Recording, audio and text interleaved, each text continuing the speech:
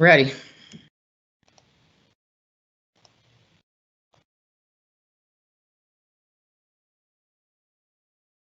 Good evening, parents, students, and any staff that may be watching tonight of our Metro Nashville Public School family. My name is Mason Bellamy. I am the Chief of Academics and Schools in Metro Nashville Public School System, and excited to start a brand new, albeit somewhat different and virtual school year with you. And so thank you for joining us tonight. I look forward to introducing a great team tonight that's here to support you and answer hopefully get some of the answers to the questions I know you've been having, and excited to share what learning in a virtual environment is going to look like for your student and for your family this year, and share excited about our supports that we can help as we go through this journey together. So I'd like to start by talking a little bit about our session outcomes. And tonight, what we'd like to go over with you, we're going to spend about 45 minutes with you presenting some information to you tonight, and then take time for questions at the end. And hopefully you come away with everything you need to do some more research on your end and to get the questions you need answered and how we can help. But at the end of our time together, we want you to come away with a good understanding of what your student's day could potentially look like during the first week, and then beyond that for the up until we're able to welcome your student back to an in-person environment. We want you to understand what supports are available to students and where to access more in-depth information about those supports, regardless of what supports you may be needing. We want you to understand how technology will be deployed to your families. Many of our schools have already had successful deployments this week, with many more to come. And we want you to know where to access more information as needed when it comes to technology resources or during learning sessions and the technology that you're utilizing. Finally, we want you to become familiar with our Parent Playbook, which is an amazing resource that a very talented team have been putting together behind the scenes here at MNPS. Become accustomed with that playbook for virtual learning, how to access it, and it's really a go-to guide for anything you could need. And now I'm excited to turn it over to Dr. David Williams, as he's going to go over the first couple outcomes with you, talking about our scheduling rationale and what that can look like for your students. But let me say one more time, thank you for joining us this evening. We appreciate your trust that you put in us to take care of your student, and we look forward to having a successful year with a virtual start as part of an MNPS family. It's Dr. David Williams. Thank you, Dr. Bellamy, and good evening, family, staff, and students. My name is David Williams. I am the Executive Officer for Teaching and Learning, and I'm going to be going over a couple of the first points that Dr. Bellamy shared. So I'm going to start with our scheduling, so you can think about what to expect school to look like in this virtual environment in terms of day-to-day and week-to-week. So first of all, our first goal when we thought about how to schedule students in this virtual environment was to be sure that we were able to provide a consistent quality education, regardless of whether we are virtual or in person or some mix. We also wanted to make sure that we are very intentional about providing some synchronous opportunities throughout the week for each class. And all that means is that we wanted to make sure that there were opportunities for students to log in and engage live with their teachers and peers, so that they could establish those relationships and be working through content and learning together in a more interactive way. We also wanted to maintain flexibility. So we know that depending on the family situations and the home life and the home situation, we wanted to make sure that there is still a combination of synchronous learning opportunities, again, where they're engaging live with their teachers and students, classmates, but also the opportunity for them to work on their classwork and do some assignments when it's more convenient to them based around the family schedule and, again, the home situation. So these are the things that we really wanted to keep in mind when we were thinking about how we would do virtual school in this remote learning environment. Some of our rationale is, again, to clearly communicate to everyone that school's back in session. So August 4th will be our first day of school. This is certainly not remote learning 2.0 that we did in the spring. There will be attendance, there will be grades taken. So this is real school. We also wanted to make sure that we're establishing some consistency in what the expectations would be, both for our teachers and staff, as well as our students. We're very mindful of the state's expectation that we have a year's worth of learning for the 2020-21 school year, regardless of, again, whether we are virtual, in person, or some combination of the two. And we also wanted to provide this virtual structure so that students could prepare for a full day of instruction. So while we're starting in this virtual environment, We want to make sure they're accustomed to working several hours a day, synchronously, asynchronously, so they're building up the stamina and getting and preparing for when we hopefully do transition back into a full day of in-person instruction, in the not too distant future. So what's this going to look like in the first week? So next Tuesday is August 4th. That's the first full day of school for our students in grades 1 through 12. And it's a half day for pre-kindergarten students and kindergarten students. That's the same August 5th. August 6th is a teacher planning day, so there will be no school. That is our local election day. And then Friday, August 7th will be a full day for all students pre-K through 12. A few things about the first week. So we definitely want to make sure that we're taking the time to ease into the school year, to make sure everyone feels supported with technology. They're starting to reestablish those relationships that they had with their teachers and their peers and their classmates. And so the first week is going to be a little bit taking our time to make sure we're easing into the school year and getting all the supports that we need to make sure our kids are set up for success when we start really intense academic learning. So the first week is really going to focus on some opportunities for our students to engage in focus on social emotional learning, again, to really reestablish those relationships and making sure that our students are known, cared for, and respected, and they're really making some direct connections with their teachers and classmates. So those synchronous opportunities that first week will really be focused on those things.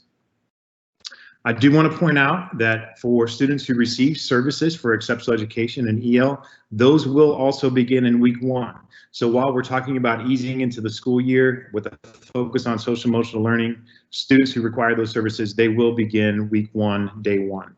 I also want to point out that while we say we're focusing on social emotional learning the first week of school, it is very important that as we transition to a heavier academic focus on instruction and learning, we will continue to integrate social emotional learning into our academic learning. We think those are critically important to go together. And so while we transition into academic learning after the first week or so, we will continue to focus on providing social emotional learning opportunities for our students to continue to help them build relationships with students, become socially aware, self-aware, make responsible decisions.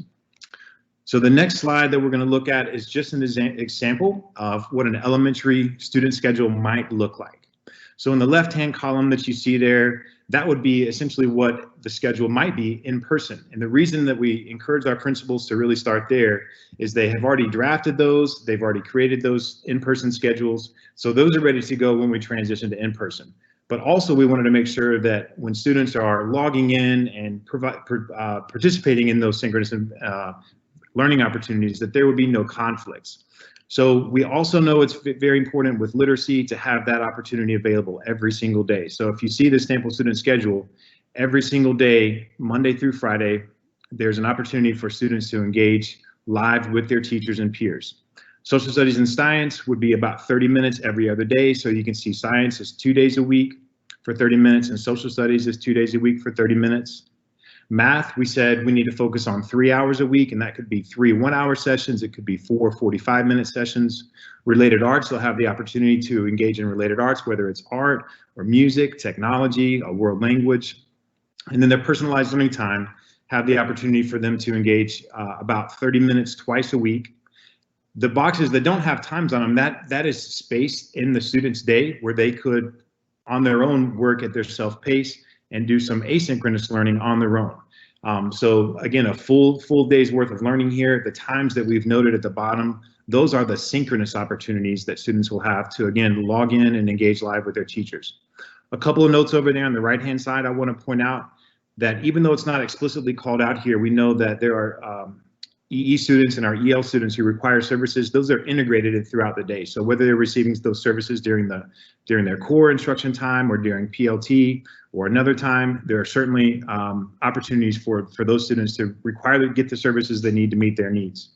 And another important point I wanted to mention is that while we're working on building these master schedules and assigning our students to courses, each teacher will be providing in Schoology your child's or your student's daily schedule so that the students are really clear and they understand how to log in and they know exactly when their class is going to meet. So they know when their math time is, they know when their science time is, they know when their literacy or their ELA time is, and we want that to be consistent. So once we set up a schedule and the teachers are pushing those out to the students in Schoology, it becomes routinized and it becomes a regular routine, so students and families know exactly what to expect and how to access those synchronous opportunities. So you can look for those to be in Schoology early next week. On the next slide, we have a sample middle school schedule. And again, the left-hand column, you'll notice that's kind of what it would look like if you were in person. And then highlighted in yellow, those would be, again, the synchronous opportunities. So you can see math, they have the opportunity 3 days a week, for ELA 3 days a week, a couple days a week for PLT, related arts, science, social studies, etc. And those white spaces, again, would be an opportunity for a student to continue to work on his or her own in an asynchronous environment. But the great thing about Schoology and being in this virtual environment with our curriculum is that it's accessible 24 hours a day, 7 days a week. So it doesn't necessarily have to be in this time, for example, 9 to 3:55. It could be during that time, but it could also be in the evening or whatever is most convenient for the student and the family. And again, on the bottom there, you'll see the total opportunity for synchronous time to engage live with the teacher and their classmates is about 2.5 hours a day on average. So that's about what you could come to expect. It may vary and depend on how the school has set their schedule up. They may have more heavy synchronous days, for example, on Monday, and then Tuesday be a little bit lighter, and then maybe go back to Wednesday a little more heavy on synchronous opportunities. But on average, you can expect that to be about what it is per day. For high school, you can see there, this is an example of a student for a high school schedule on a 4x4 block. And a 4x4 block simply means that students will be responsible for taking 4 classes in the fall for full credits, and then they will take 4 different classes in the spring, again for full credits, for a total of 8 credits during the entire school year.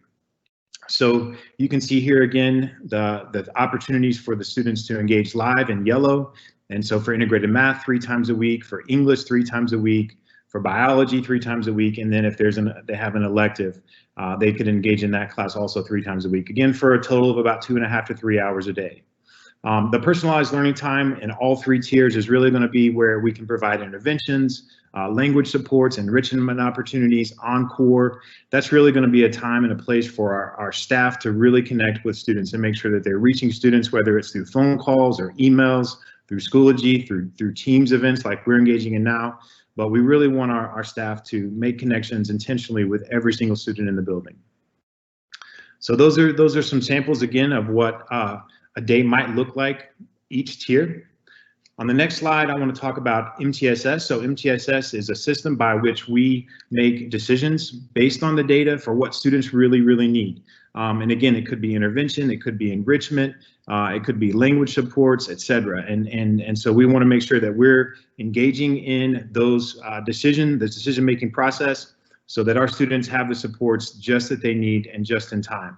And so we're working through MTSS decision-making process, database decision-making process, so that our staff is connecting with students and meeting their needs where they are. A couple of slides here. The first for English language learners, So I just want to point out that we're required to provide 5 hours a week of language supports for our EL students, or 1 hour a day. These services can be provided, for example, in a co-taught English language arts class, and or during the PLT time. And PLT again can be synchronous and asynchronous, in a combination of the two. So you can expect those services to continue throughout the week. Our EL services certainly align with the grade level expectations of our standards and our curriculum.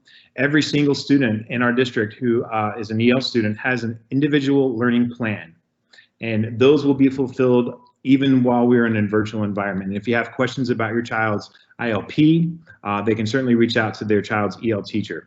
You can certainly always reach out to our EL office. The phone number is there on the screen, 615-259-8608. And then finally, last night we did have an EL parent live broadcast. It was broadcast live in Spanish, and it will be translated into the top 7 languages spoken in our district. And so it was recorded, and those will be pushed out, so you can still access those even if you weren't able to attend last night. And again, they'll be translated into our top 7 languages, so you can participate that way. On the next slide, for exceptional education services, In addition to our equitable access to our core content, which is really critical to make sure we're providing that access to the content on grade level, students will continue to receive services as outlined in their ILP. And what Metro schools are doing is we're identifying what we're calling CLIPs, and that stands for the Continuous Learning Individualized Plan. And a CLIP does not replace the IEP. It simply is a plan to demonstrate how the IEP goals and plan will be implemented in a virtual environment.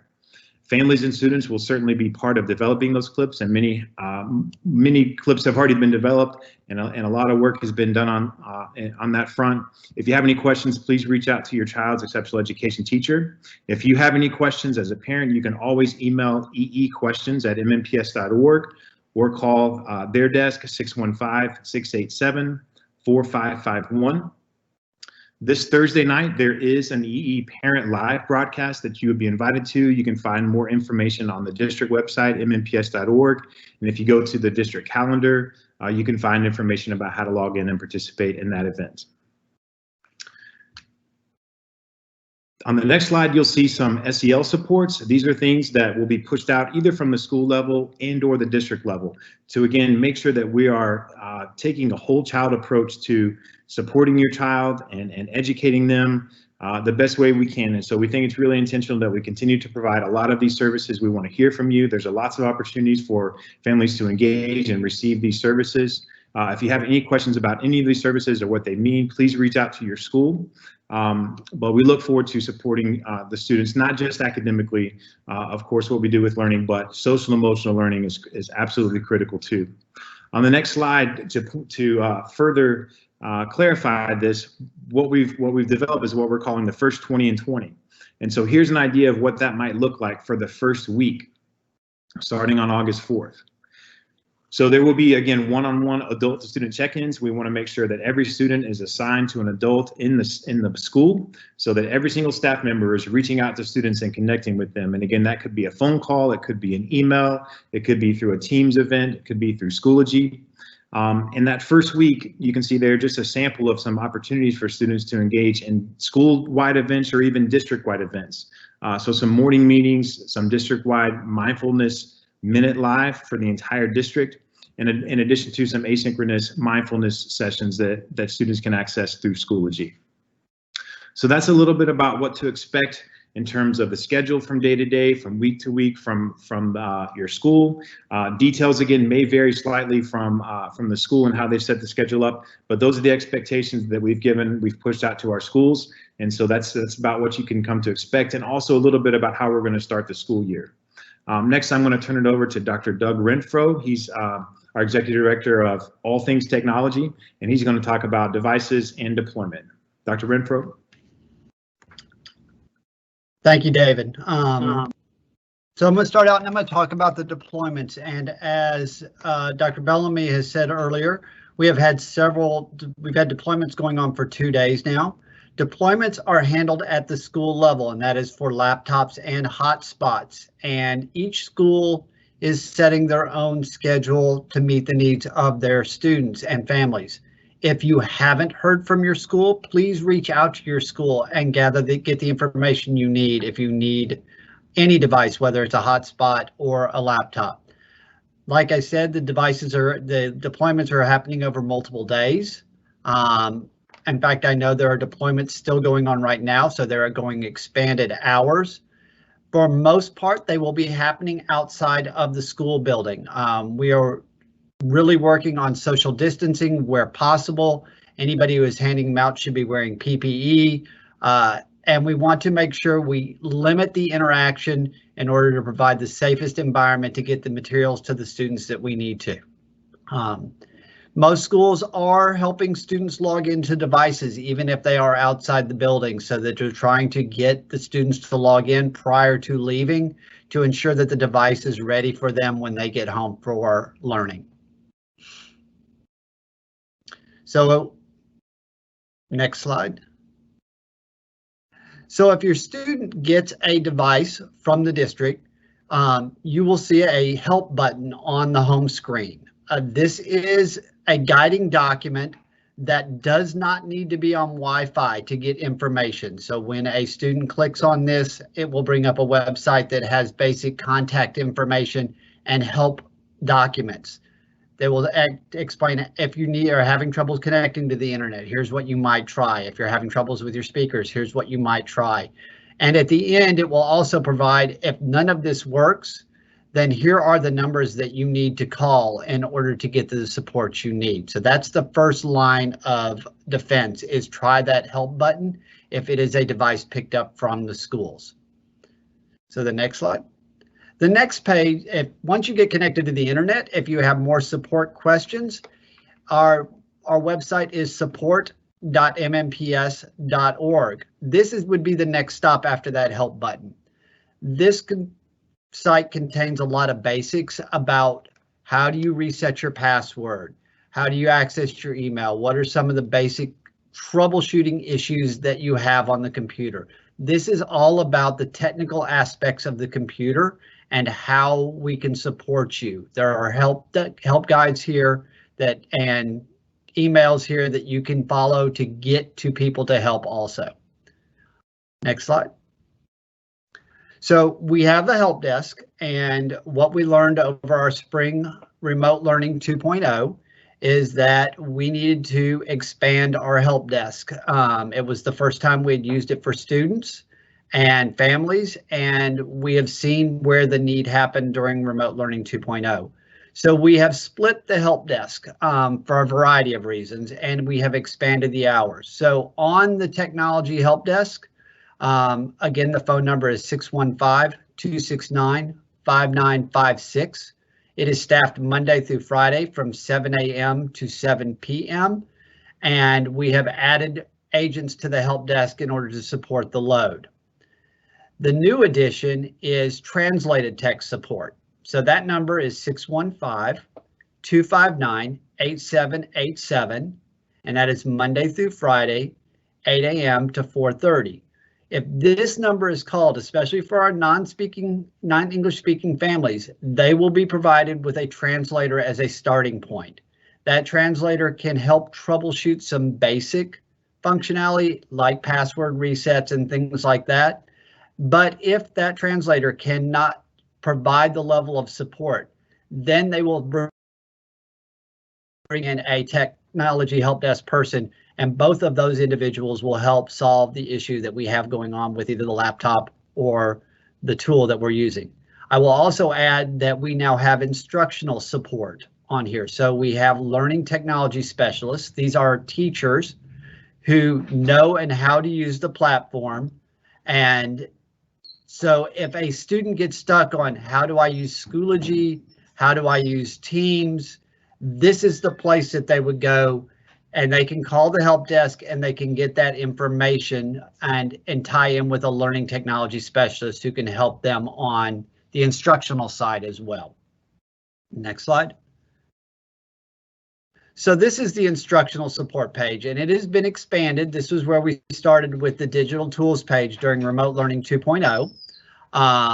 Things that you will find on this page are one-page guides for how to do laptop basics, how to do Clever, how to do Schoology, how to do Teams, how to do Flipgrid. These are the district tools that we're using to provide support for your students. They are translated into the 5 major languages, so those are all available there. This page is all about the instructional side. There are help videos and guides here that will teach and show how to log into the tools and how to access them. So, and I want to bring back to one point with Schoology, and Dr. Williams and Dr. Bellamy have both said this. That schedule seems, a lot when David showed that elementary school schedule, and that information will be coming to your students in Schoology. They will see the daily, what they have to do daily, and that will include if they have synchronous times in there. They will also get announcements from their teachers in Schoology as to what their schedule looks like. So Schoology will be that primary touch point for students and for parents to understand what the daily expectations are for the students. And with that, I will turn it over to Dr. Norris. All right, thank you so very much, Dr. Renfro. It is my honor, first of all, let me introduce myself. My name is Elisa Norris. I'm the Executive Officer of Strategy and Performance Management.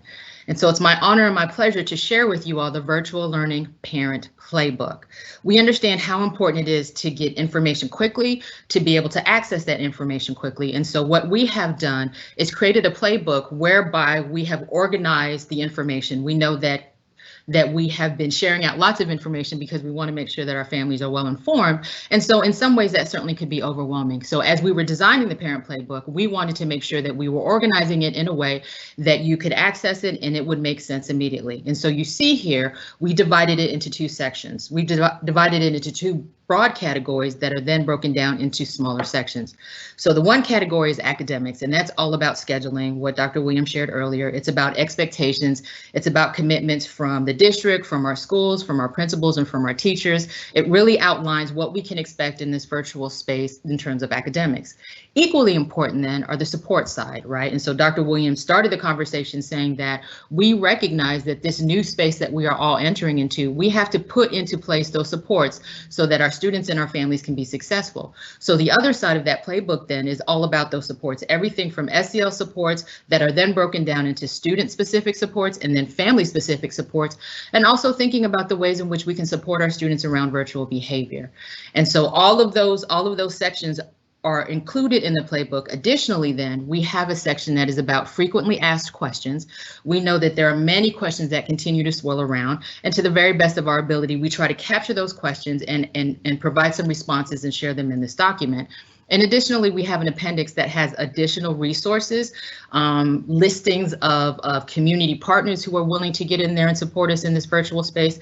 And so certainly for us, this playbook, to Dr. Bellamy's point, it was a collaborative effort. All of us put together our might in thinking about how can we create that one-stop shop for our families so that they can go here and get the information that they need. We also recognize, and so core to how we're thinking about virtual teaching and learning, it's about equity. And we know that access to information it's an equity thing. And so certainly for the district, we have endeavored to create those equity touch points through the ways in which we're communicating out. So let me share with you the next screen then, which it's a screenshot of what the splash page looks like. And so the parent playbook is live. You can certainly click onto that and it will take you here. And so I just wanted to share with you all what the splash page looks like and how you will interact with the playbook. And so again, you see the sections represented here, right? We have an overview, we have resources for our families, what expectations are, so on and so forth.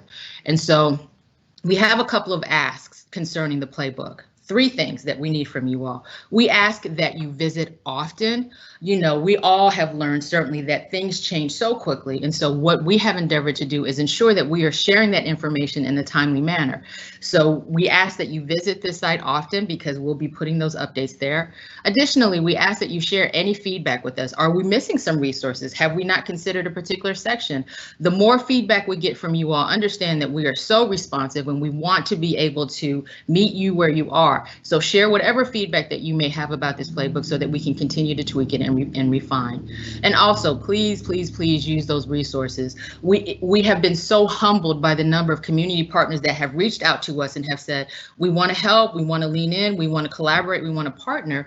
And so certainly we've listed some of those resources, so they are yours for the taking. Please make sure that you avail yourself to those resources because we know that they're going to be so vital in this time. And so again, the playbook is live. Make sure that you visit it. Again, visit often, make sure that you share feedback, and make sure that you use those resources that are available.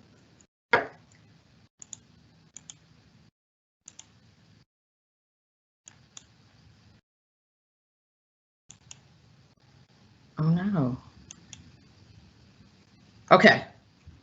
All right. My apologies. Technology glitch, which you have to get comfortable and used to in the virtual teaching and learning space, and heaven knows we've all developed patience around it, so my apologies. Nevertheless, we are back on track.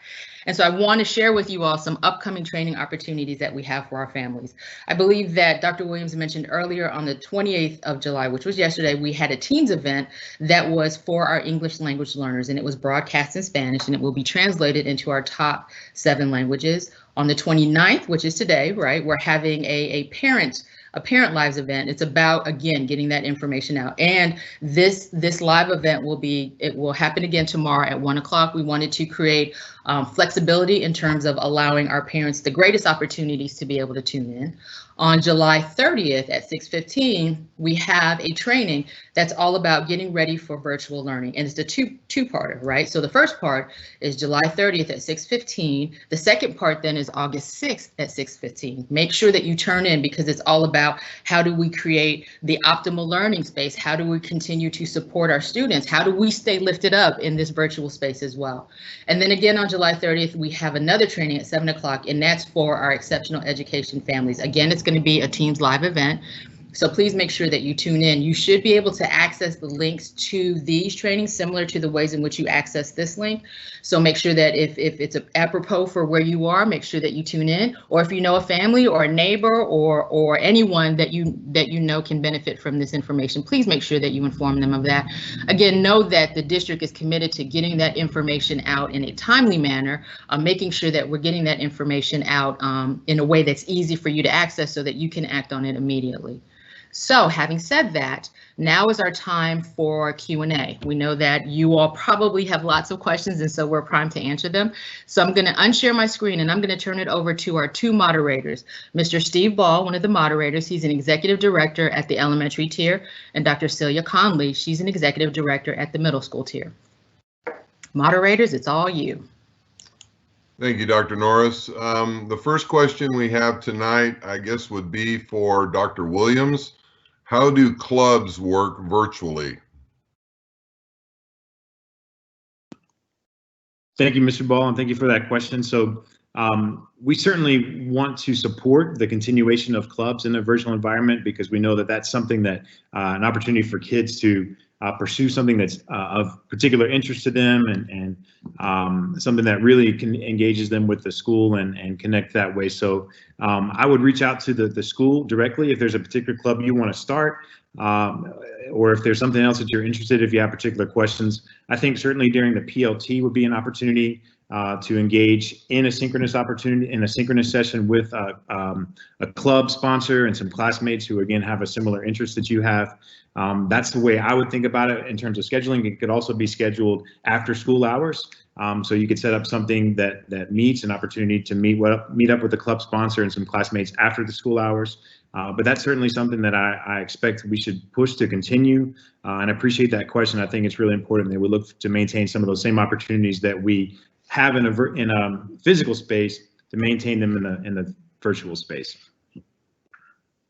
Next question would be for Dr. Renfro. How, when, and by whom can we find out how to log in to Schoology? I will put the URL in the chat, but it is mmps.schoology.com. And when your student goes there on a device, it will prompt them for their login, which is their district user login and password.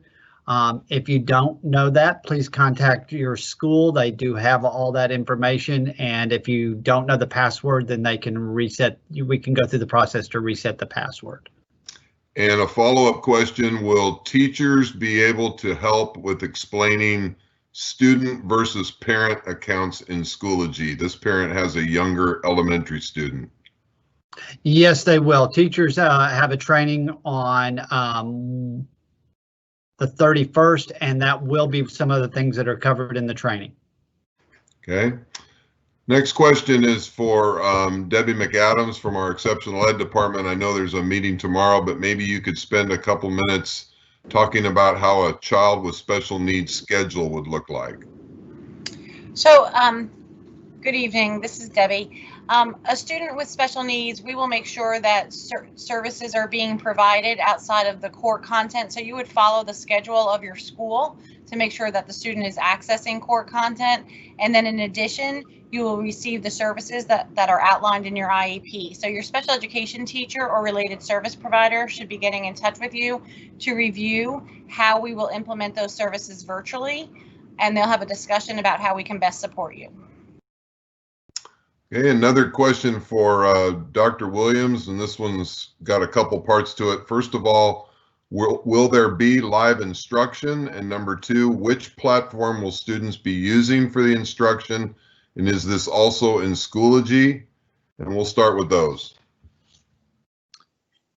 Yeah, thank you, Mr. Ball. So certainly the live instruction, that's what we mean when we say synchronous. So synchronous is the opportunity for students to connect with their teachers in a live format. Of course, it would be virtual. So just as we're engaging now on this Teams event together at the same time. And so that's what we mean when we say synchronous. And so certainly there's the opportunity for the teacher and the student to connect in a live way.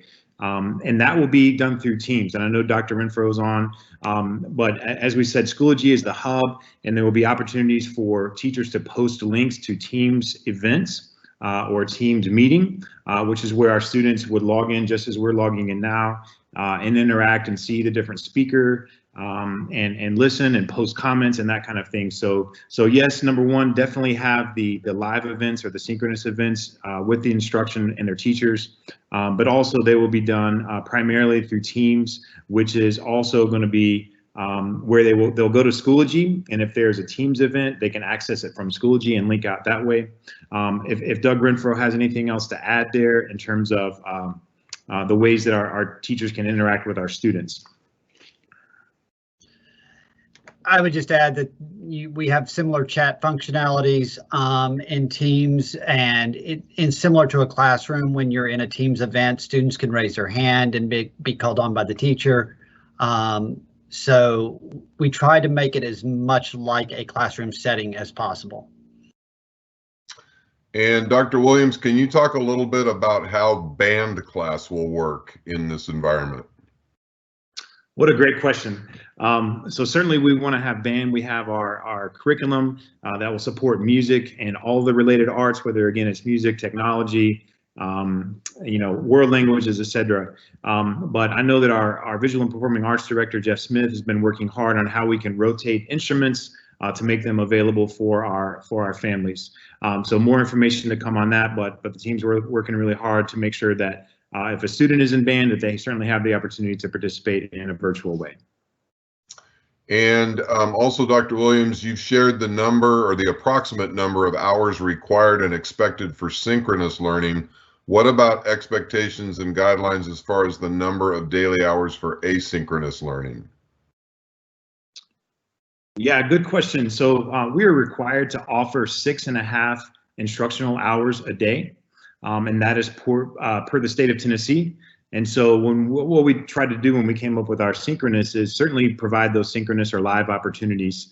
But again, we wanted to maintain some flexibility. So we certainly didn't want to require students to sit in front of a computer from 8 to 3 and all these live sessions. So the total of instructional time or time on activity or time on task that a student would expect to have would be essentially the same as what we would expect them to be doing if they were in school. And that is a 6.5 hour day. So if you think about a 2.5 hours of synchronous time, then the remainder of the time you could expect 3 to 4 hours to be spent on asynchronous or self-paced learning.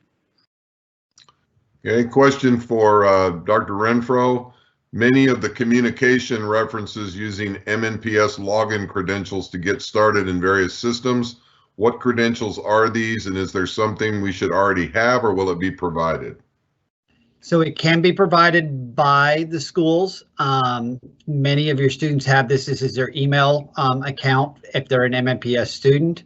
I won't go over the configuration of it, but what I would say is if you do not have your students' login credentials and you do have your student's student ID number, that's a 190 number, you can contact the help desk and they can help you work through your students' login credentials. And related to that, Dr. Renfro, do parents have a parent login for Schoology? If not, I have 2 students, so I will need to log into each student's Schoology separately. No, you will not. They are tied together as a group. for the family. So once you walk through the process of having your parent account set up, your students, both your students will be associated with that, and teachers will be able to help you walk through setting up that parent account. All right. And for Dr. Williams, when will courses be added to Schoology? So thanks, Mr. Ball. So for teachers, courses are currently available in Schoology. We started sending out directions for how to access those last week for our teachers. And so we also provided instructions for them to access the course content. There's a group that they can access with all of the courses, and they can pull the ones that they need that they're going to teach into their sandbox. Later this week or early next week, they'll certainly be pushed down, the actual courses, as we load from Infinite Campus. And so that's how they'll be made available now. So right now, the course content is available in Schoology for teachers. And then once those rosters are pushed down to the teachers, they can assign them to their students. And I guess related to that, do you know when students would get their schedules? Students should be getting their schedules from the school either later this week, no later than Monday, because school starts Tuesday. So certainly no later than Monday. And again, as Dr. Renfro and I have mentioned in this presentation, you'll have your regular schedule, right? But then in terms of when your live synchronous sessions will be, those will be posted in Schoology by the teacher, because those will be very specific to the teacher within each school. Okay. Thank you. Dr. Renfro, is there a process that our kids should follow or a list of sites to visit to test out all of these resources they'll need for the first day, just so that when they get to day one, they aren't confused on what they need to do? That is part of why we're lightening up on that first week and making sure that we're focusing on being able to support the technology needs and focus on the SEL needs. So while that first week is not content heavy, teachers will be providing sites to go to. If they are doing it from I saw a question earlier, if it's an iPad, the two apps that you would want to download are Schoology and Teams as your starting point. And will tech support assist with privately owned devices? To some degree, yes. You know, if it's getting on your home network with your private device, we may not have as much help, but if it's resetting your password, yes. And definitely when it comes to instructional support that is needed. If you're still having problems with Schoology or with Teams, you know, we can do our best to help troubleshoot as much as possible. Okay. And do the laptops distributed by Metro have all these programs installed, like with shortcuts, like for Teams and Schoology and so forth? So on the distributed laptops, Teams is installed. Schoology is through the web, so there is a link on there. And as many students are used to using Clever, so those links are also in Clever. And can you talk a little bit about how the virtual learning sessions will be accessible later to view if they can't be present for synchronous learning? Is that to me or to you? Yes, I'm sorry. I would defer to Dr. Williams on that one. Okay. Yes, we're encouraging our teachers to record sessions that can be posted later. We're still working through the details and expectations of what that could look like, but we certainly want to make sure that if a student has to miss a session, they're able to go back and receive that particular content for anything that they missed. So we'll provide guidance for our teachers to make sure that those are available. Again, the curriculum is intended to be available asynchronously. So if you miss a synchronous session, there'll still be an opportunity to continue to complete the coursework. Okay, Dr. Williams, the next few are for you. Can you talk a little bit about how you're planning to address attendance, either by class or by day? Yes, attendance will be taken by the day. And so essentially what a student needs to do is they can log in at any point during the day. It could be in the morning, it could be in the afternoon, it could be in the evening. And as long as a student is logging in and interacting with any of the course content, they will be counted present for that day. And this parent says, my child is an encore student in elementary. How will this happen online? So very similar to the rest of our educators, students in Encore will be provided opportunities to engage with their gifted and talented teacher to receive Encore services, both synchronously and asynchronously. So they will have the opportunity to engage during their personalized learning time directly with their Encore teacher, their gifted and talented teacher. And then those teachers will be providing, again, some assignments and work that students can complete on their own in a self-paced asynchronous way. Can students work ahead on coursework? I'm assuming that's for me also, Steve. Yep. Thank you. Yep. You're the #1 guy tonight. Yeah, thanks. I appreciate that. Yep. So yes, in the sense that, asynchronous work can be done when it's convenient and when it makes sense for a student to complete. One thing that we are very mindful of is that we are planning to return to in-person school at some point. And so, for example, we don't want a student working really far ahead in math and doing very little in science, and then showing up to school and we have kids in vastly different spaces. And so, what we're going to expect our teachers to do is establish and require weekly schedules, so the student can work at their own pace within that week. So they have deadlines for the week, so they know what's clearly expected of them. We want them to post those schedules no later than Monday. So when a student logs in Monday, they're very clear about what's expected of them that week. And so we're thinking about the grain size being 1 week at a time, and they can certainly pace out their own time to accomplish those assignments within that week. But we don't want students rushing ahead and getting too far ahead of the rest of the class. So when we do return in person, we're still relatively working together at the same pace. Okay, don't go away. Next one's for you as well. On the first day of school, when students sit down at their computer, do they start with Schoology, or will there be a link for each teacher or class?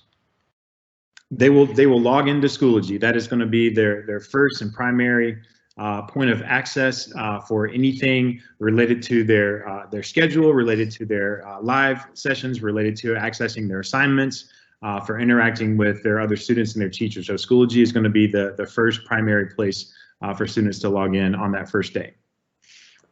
And again for you, will students be assigned a different teacher if parents opt out, or excuse me, will students be assigned a different teacher if parents opt for continued virtual learning when the building finally gets open? It's difficult to say exactly how that will play out when we get to that point. Right now we have instructed our schools to schedule as if we were in an in-person setting. And so that way, again, you can maintain a balance of class load and you can avoid any conflicts within the schedule. And so when and if we transition back to in-person, there may be some changes in staffing assignments or teacher of record, but it's difficult to say how that will look when we transition, if we transition to a hybrid or all in person, how that will look. I would certainly say it's possible, but probably unlikely. Okay, and again for you, will there be live sessions throughout the class day, or will the students be required to go over assigned tasks and reach out to teachers for any questions?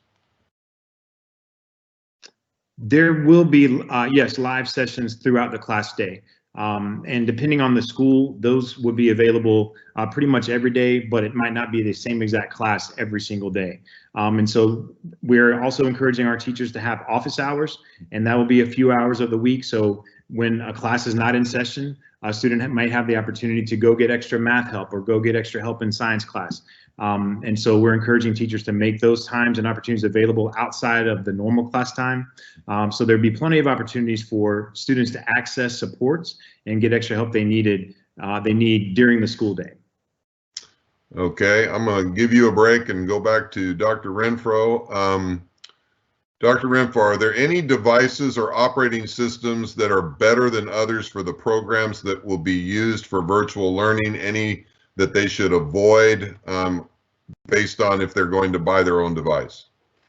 The only device that we know that we've had that performs the weakest right now is the Amazon Fire tablet. But in general, Chromebooks, iPads, any laptop works well on all the platforms. Okay. I guess this goes back to Dr. Williams. During the elementary schedule, there appears to be open blocks in the afternoon for asynchronous learning. Will there be opportunities for students to work with their teacher during that block on areas of difficulty, such as extra math help? Yes, Steve, as I mentioned just a few minutes ago, there will certainly be those office hours opportunities, and that might be in the afternoon. It might also be in the morning. But if there's any time that a student needs extra support or feels like they need extra support, I would strongly just recommend to reach out to their teacher and see when they connect and make themselves available. I would say that, you know, our teachers are going to work their normal day. So for an elementary teacher, if that's 8 to 3, when we talk about the afternoon, they'll probably be signing off for the day around 3. But if there's any time before that in the afternoon, again, during the school hours, where the teacher can make themselves available, I think that all the student and the family needs to do is just reach out and see if there's any opportunity to engage with that teacher outside of their scheduled synchronous times. Will there, again for Dr. Williams, will there be a grace period or time frame for students to get used to these apps for virtual learning without being penalized as far as grading, assignments, etc.? Yeah, absolutely. We're certainly taking the stance that we're all in this together, and this is a learning process for all of us. And so some of the assignments that we hope students can engage in that first week is really just to get used to working in the virtual environment. So turning something in Schoology, maybe I'm writing a paragraph about what I've done the last 5 months, you know, what I've been doing to keep myself occupied. Something as simple as that, maybe a get to know you activity, all about me kind of thing, and post that assignment in Schoology. And so that's sort of a low stakes assignment. Shouldn't be for a heavy academic grade, of course. But that will allow the teacher to push down an assignment, to the student to access it, to complete it, and then practice and go through the process of submitting it.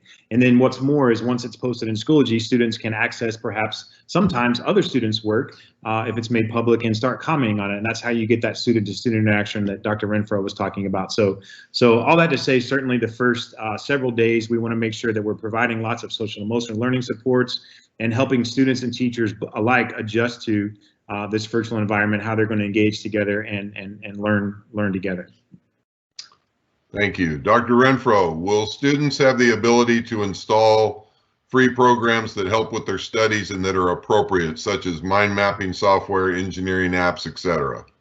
Currently, that is not a functionality. We do not allow students to install extra programs on devices, but that is a need. It is something we will have to discuss and meet the needs of the families. Okay.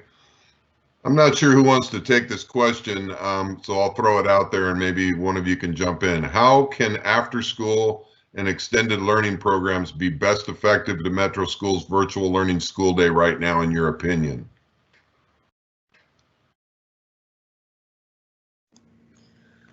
Steve, I'm happy to address that as best I can. Okay.